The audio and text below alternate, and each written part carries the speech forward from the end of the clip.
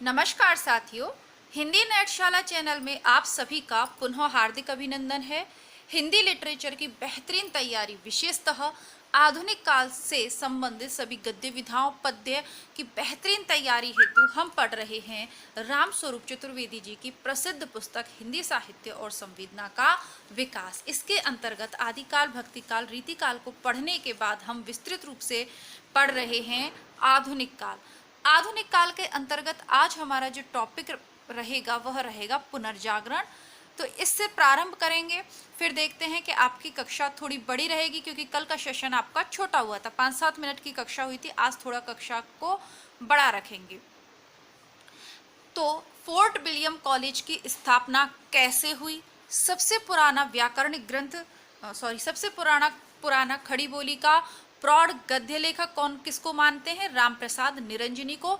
शुक्ल ने योग वशिष्ठ और रामप्रसाद निरंजनी के विषय में क्या लिखा है उनकी किताब से एज इट इज लेकर रामस्वरूप चतुर्वेदी जी ने अपना मत समझाया हमें। इसके बाद हमने पढ़ लिया कि फोर्ट विलियम कॉलेज के प्रोफेसर कौन थे? गिलक्राइस्ट थे। और उसके प्रिंसिपल गिलक्राइस्ट थे। प्रोफेसर लल्लूलाल जी, सदल मिश्र और इंशाअल्लाह खां ने अपने अपने ग्रंथ लिखे। अब उसके आगे क्या होता है? फोर्ट विलियम कॉलेज का क्या योगदान रहा हमारी भारतीय भाषाओं के विकास में, विशेषतः खड़ी बोली के में? इससे आज की कक्षा का प्रारंभ करेंगे। जो भी विद्यार्थी नए हैं और चैनल से पहली बार जुड़े हैं तो प्लेलिस्ट बना दी है, पूरी पुस्तक उसमें आपको मिल जाएगी रामचंद्र शुक्ल की, और अन्य बहुत सारी पुस्तकें प्लेलिस्ट में हैं, आप चेक कर लें। कुछ महत्वपूर्ण लिंक्स डिस्क्रिप्शन बॉक्स में भी मैं दे दूंगी। इसके अलावा सुबह मैंने नेट जेआरएफ असिस्टेंट प्रोफेसर सभी के लिए एक व्याकरण का प्रैक्टिस सेट डाला है, वो आप लोग ज़रूर देखें। व्याकरण के प्रैक्टिस सेट में नियमित करवाऊंगी ताकि हिंदी लिटरेचर के साथ साथ आपकी ग्रामर और काव्य शास्त्र, भाषा विज्ञान सभी साथ साथ चलें, ताकि आप दिसंबर से पहले पहले कम समय में अपना पूरा सिलेबस कंप्लीट कर पाएँ, या जब भी आपका एग्ज़ाम है उससे पहले कर पाएँ। व्याकरण सभी के सिलेबस में है, तो वो मैंने प्रैक्टिस सेट डाला है। अभी तक नहीं देखा हो तो देख लीजिए। अब से डेली 2 वीडियोज़ आएंगे। सुबह आपका जो भी प्रैक्टिस सेट्स हम सॉल्व करेंगे उसका वीडियो आएगा, और शाम को इस पुस्तक का। अच्छी लगे आपको तो लाइक ज़रूर करें। आइए प्रारंभ करते हैं। बहरहाल फोर्ट विलियम कॉलेज का जो भी योगदान है वह आधुनिक खड़ी बोली गद्य की आरंभिक रचनाओं के क्षेत्र में है। आरंभिक रचनाओं के बंगीय क्षेत्र से आरंभ हुए कहाँ से, आप कहाँ से मानते हैं पुनर्जागरण का प्रारंभ? बंगीय क्षेत्र यानी बंगाल से। कलकत्ता आ ही गया। बंगीय क्षेत्र से आरंभ हुए पुनर्जागरण की व्यापक प्रक्रिया को गतिशील करने में कलकत्ता के जिस दूसरे कॉलेज की महत्वपूर्ण भूमिका है वह है Hindu college. Hindu college 1817। Hindu college 1817 ये दूसरा कॉलेज है ना। तो कलकत्ता से पुनर्जागरण प्रारंभ होगा खड़ी बोली के क्षेत्र में। इस कॉलेज के माध्यम से पहली बार भारतीय युवाओं का सीधा संपर्क अंग्रेजी भाषा और यूरोपीय ज्ञान विज्ञान से हुआ, जिसने उन्हें अपनी परंपरा को फिर से, जिसने क्या किया कि अपनी परंपरा को फिर से देखने परखने के लिए क्रमशः बाध्य किया। ब्रिटिश शासन के युग में पराधीनता जितनी गहरी होती गई, अपनी अस्मिता का बोध उतना तीव्र हुआ। मध्यकाल में इस्लाम के आक्रमण का जैसा संबंध भक्ति काल के उदय से है, कुछ वैसा ही संबंध 19वीं शती में अंग्रेजी प्रभुत्व से भारतीय राष्ट्रीयता का है। तो जो लोग ये मानते हैं कि इस्लाम के आक्रमण से भक्ति काल का उदय नहीं हुआ, जैसे कि हजारी प्रसाद द्विवेदी और फिर उनके शिष्य, नाम ये इसमें लिखा नहीं है, ये मैं आपको समझाने के लिए बोल रही हूँ, नामवर सिंह ने उसको प्रतिपादित किया, समर्थन दिया। लेकिन यहाँ पर ये क्या कह रहे हैं कि जैसे इस्लाम के आक्रमण से भक्ति काल का उदय संबंध है, वैसे ही 1900 शती में अंग्रेजी प्रभुत्व से भारतीय राष्ट्रीयता का जो पुनर्जागरण है, या भारतीय राष्ट्रीयता के भाव का जो जागरण है, वो युवाओं के मन में हुआ। इससे आप इनकार नहीं कर सकते। पर भक्ति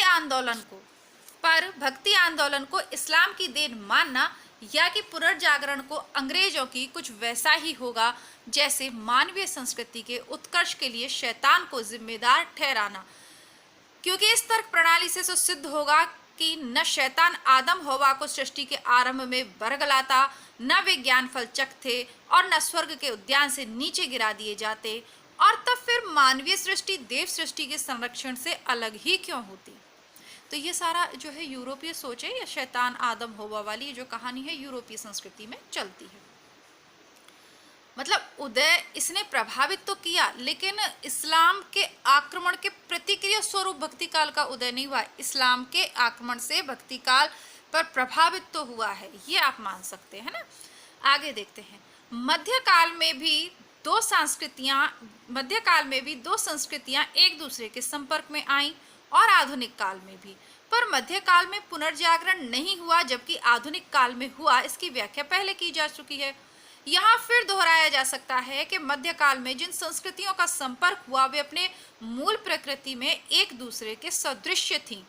इसीलिए सैनिक टकराहट का विकराल रूप इस काल में देखने को मिलता है, पर सांस्कृतिक टकराहट का रचनात्मक रूप नहीं। इसीलिए उसे पुनर्जागरण काल नहीं कहते मध्यकाल को।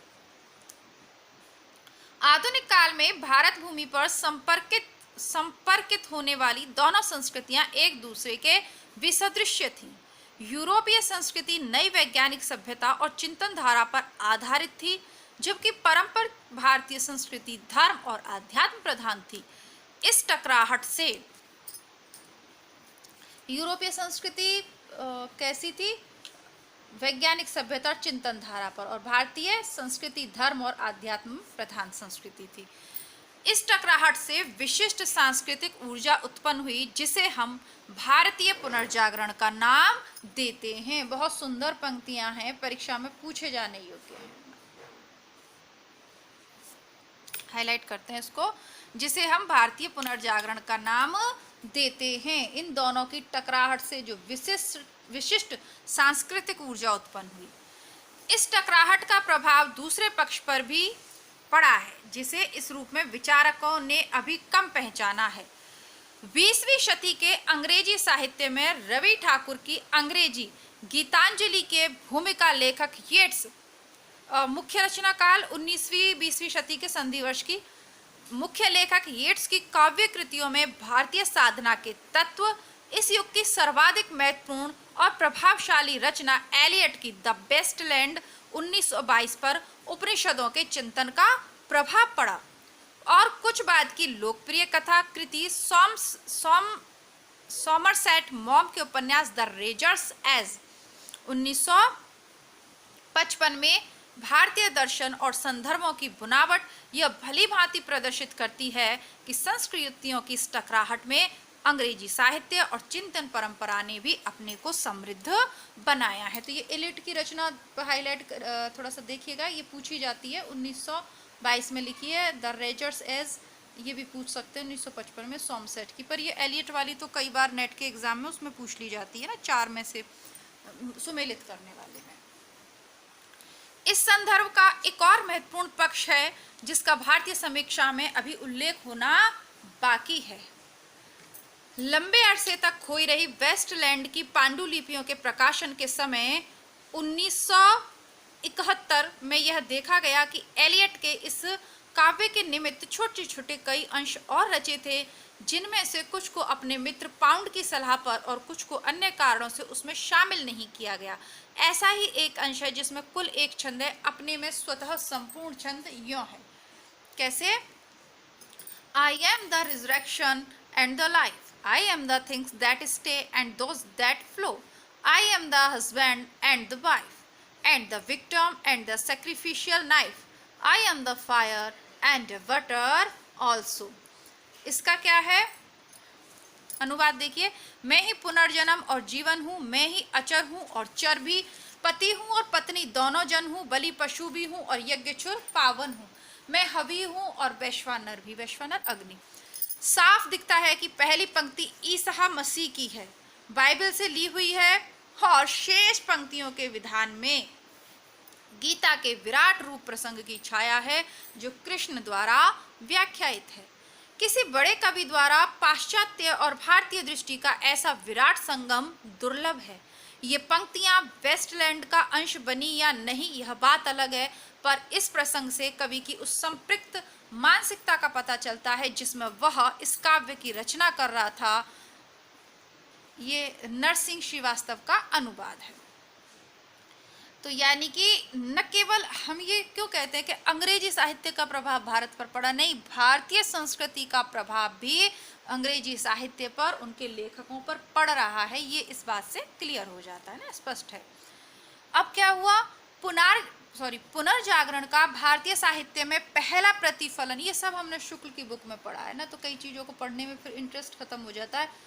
ये सारा की सारा शुक्ल की बुक में पढ़ा है, ये जो हम ये चलिए सारे से मतलब मेन जो चीज़ है, चलिए ये वेस्टलैंड वाला नया है। पुनर्जागरण का भारतीय साहित्य में पहला प्रतिफलन माइकेल मधुसूदन दत्त के बंगला काव्य मेघनाथ वध 1861 को माना गया। परंपरा से मेघनाथ के उपेक्षित चरित्र को उसमें एक नई सहानुभूति देने का नई चिंतन प्रक्रिया में सफल उपक्रम है।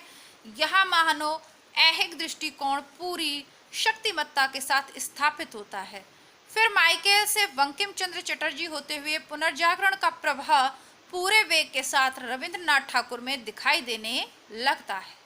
1913 में उनकी कृति गीतांजलि पर नोबेल पुरस्कार की घोषणा साहित्यिक पुनर्जागरण की व्यापक स्तर पर स्वीकृति ही है। 1913 में मिला है गीतांजलि पे उनको नोबेल। हिंदी क्षेत्र में पुनर्जागरण की पहली सशक्त साहित्यिक अभिव्यक्ति भारतेंदु हरिश्चंद्र 1850 से 1864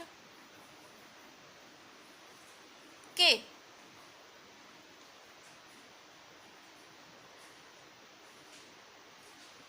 व्यक्तित्व में मिलती है।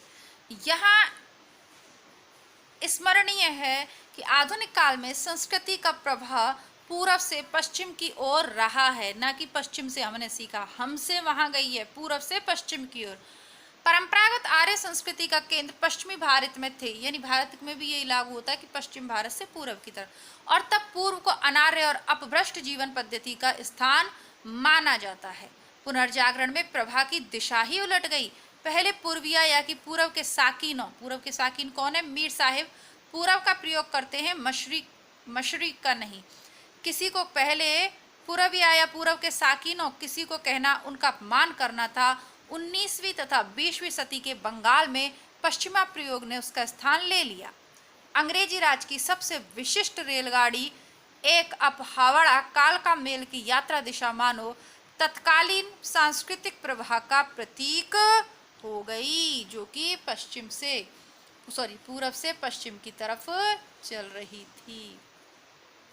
और तब यह अकारण नहीं कि बिहारी, पूर्वी हिंदी तथा पश्चिमी हिंदी क्षेत्रों में हिंदी साहित्य के आरंभिक रचना केंद्र पत्रकारिता तथा प्रकाशन संस्थान कुछ इसी क्रम में विकसित हुए। कलकत्ता, पटना, काशी, मिर्जापुर, इलाहाबाद, कानपुर और दिल्ली। आधुनिक हिंदी लेखकों में पूरब के साकिनों की अपेक्षा अधिक संख्या और काशी के विशिष्ट केंद्र का जो उल्लेख पहले किया गया उसकी कुछ व्याख्या यहाँ हो जाती है। आगे लिख रहे हैं कि साहित्यिक परिदृश्य पर भारतेंदु के अवतरण के ठीक पहले हिंदी क्षेत्र में दो राजाओं की रचनात्मकता और वैचारिक प्रतिद्वंदता भी ध्यान देने योग्य है। दोनों अंग्रेजी शासन के प्रति पूर्ण वफादार थे, पर राजा शिव प्रसाद सितारे हिंद जीवन के प्रत्येक क्षेत्र में वैसा ही आचरण करना चाहते थे जो अंग्रेजों के प्रत्यक्ष हित में हो, जबकि राजा लक्ष्मण सिंह अपने सेवा कार्य में तो अंग्रेजों के प्रति स्वामी भक्ति रखते थे, पर विचार के अन्य क्षेत्रों में वे स्वतंत्र विवेक से कार्य लेते थे। दोनों को अंग्रेज सरकार ने राजा का पद दिया था, प्रशासन में उच्च पदों पर थे। राजा शिव प्रसाद शिक्षा विभाग में थे और इसी दृष्टि से उन्हें विविध विषयों पर विविध स्तरीय कक्षाओं के लिए पाठ्य पुस्तकें और अन्य सामान्य ग्रंथ उन्होंने तैयार किए थे।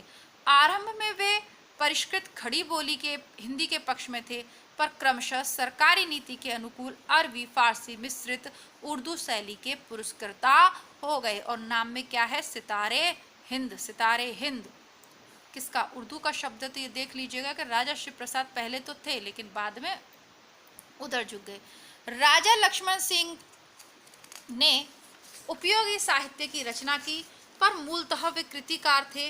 उन्होंने कालिदास की प्रमुख रचनाओं का अनुवाद किया, जिसमें शकुंतला नाटक उन्होंने खड़ी बोली गद्य में अनुदित किया और मेघदूत ब्रजभाषा में अनुदित, ब्रजभाषा काव्य में।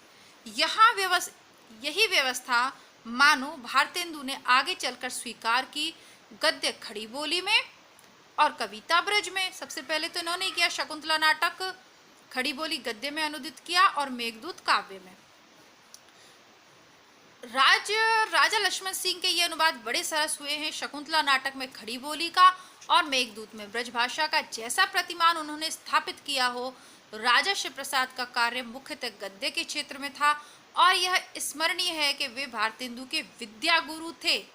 यद्यपि भाषा नीति को लेकर आगे गुरु शिष्य में मतभेद हो गया। तो भारतेंदु के विद्या गुरु कौन है?